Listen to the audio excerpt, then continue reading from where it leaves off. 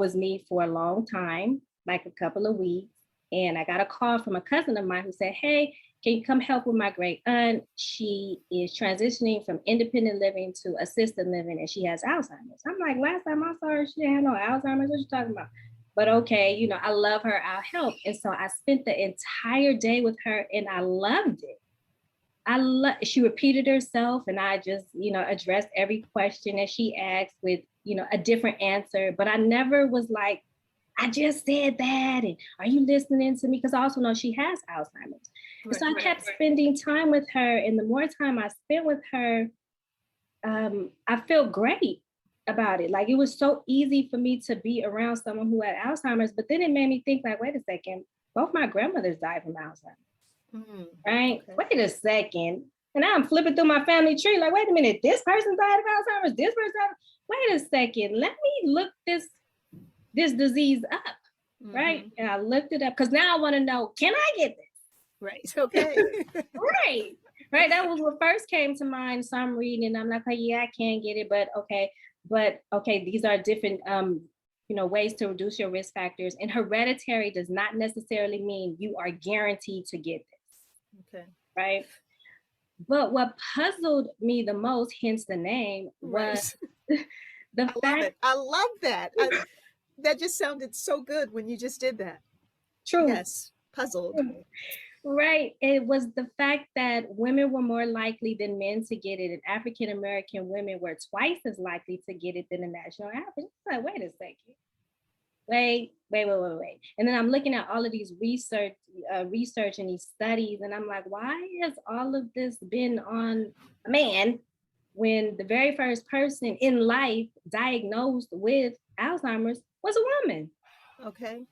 And she was German, but nonetheless, it was still found in a woman. And so I was like, wait a minute. So again, it's puzzling to me, right? And I'm trying to put these pieces together and nothing is fitting. It's not making sense until I looked in the mirror and I was like, somebody needs to do something about this.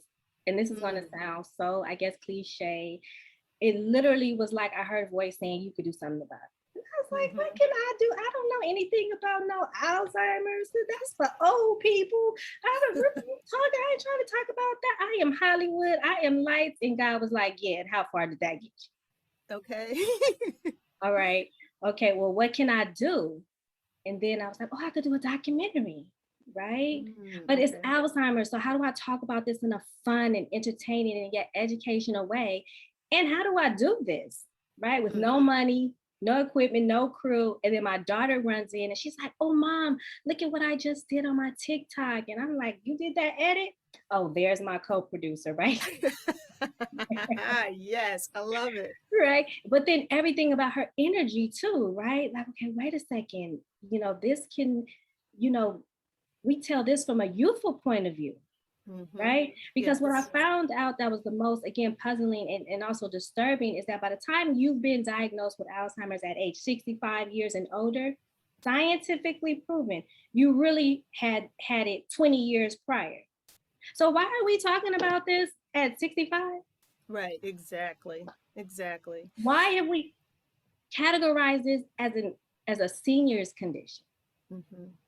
When you know that it had started 20 years, it was in progress. Right. So now tell me this. I know that people confuse dementia and Alzheimer thinking they're one and the same, and they're not. So could you please explain the difference between the two? Right. So dementia is cognitive impairment overall. Your brain. There is something going on in your brain that's not, all the pieces aren't coming together, right?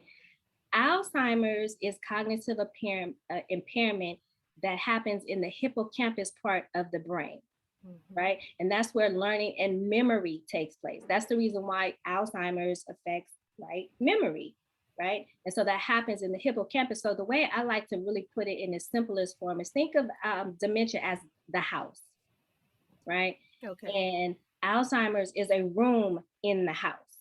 Right. So in the house, you have your living room, you have your bedroom, you have your bathroom, you have your dining room, and so on and so forth. Whereas with dementia again is the house, and Alzheimer's is occupying the learning and memory room. Yeah. So basically, dementia is the general term for symptoms with a decline in memory, and Alzheimer is the most common cause of dementia. Correct. Yeah. So now I know that the lack of knowledge, the misconception that Alzheimer's disease is normal part of aging, and cultural differences how the disease is managed also adds to the disconnect. There's a stigma behind the disease that prevents conversations about it. What can be done? And I know that your puzzled is going to definitely be a step towards that. But what can the community do? How can we keep education and advocacy and community outreach? How do you reach those people? Well, that's exactly the reason why I decided, okay, let me do a documentary, right? Because we all watch TV, especially right now. And we're all looking for interesting stuff, right? That speaks volumes to us. So we have to talk about this. Talk about this as much as we can. And not just talk about the problem, but talk about, like you were just saying, what can we do? We can eat right. And I don't like using the word diet because you have to eat right for your blood type. And I don't Okay. know what that is. However, drinking water has never hurt anyone, right? Eating Okay. more greens has never hurt anyone. Blueberries, definitely a huge help. Walnuts, and you can find different ways to consume these. Yes. Raw Yeah. is always the best, but you can do smoothies and do, a smoothie that doesn't include ice cream, Oh, right? people put ice cream in smoothies. People put all different kind of stuff in smoothies. Okay. And I'm like, Okay. how is that healthy? And they're like, but it have mango. Okay. Okay. Oh, I But you love let it. me know how that works out for you. But basically, eating right, exercising is a huge, huge part of it. Even if you only can afford to do 15 minutes, Yeah. that helps. Yes. And to me, exercise and sleep are one of your foundational risk reducers, because when you exercise, your blood is circulating, and you want your blood circulating so that it can what? Transport fresh air to where? Your brain. Your brain. Exactly.